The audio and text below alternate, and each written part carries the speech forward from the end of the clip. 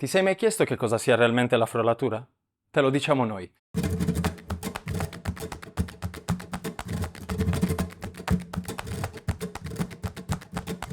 È una fase di stagionatura che rende tenera, saporita e succosa una bistecca al nostro palato.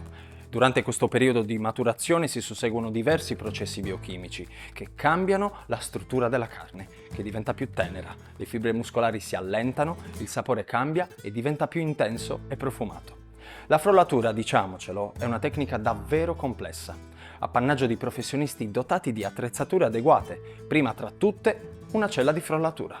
Certo è che per realizzare una bistecca perfetta al gusto, al sapore e al tatto è necessaria tanta competenza, mista ad altrettanta pazienza. E adesso la parola al nostro esperto di carni, Nicola. Ci sono due modalità per frollare la carne. Il dry aging, ovvero frollatura a secco, e il wet aging, quella a umido. Entrambe avvengono all'interno di celle frigorifere, ma la più famosa è senza dubbio la prima, in cui la maturazione della carne di bovino avviene a temperatura controllata, utilizzando lampade UV e ventilazione forzata. Che la carne frollata sia gustosissima, l'abbiamo capito, ma spesso ci viene da storcere il naso vedendo quel taglio di carne stagionato che risulta particolarmente scuro, quasi nero, vero, ma non tutte le muffe sono cattive. Come con il formaggio raffinato, una cultura della muffa può sicuramente portare qualcosa di buono per il gusto.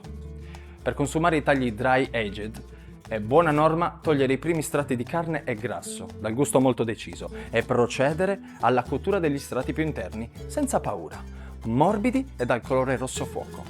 L'espressione massima si avrà quando si consuma la carne frollata cotta al sangue, per sprigionare un gusto pieno, una sensazione di pulito in bocca e non grasso. Frollare non è un gioco, ma se saprete ascoltare la carne, il gioco sarà fatto e sarà buonissimo.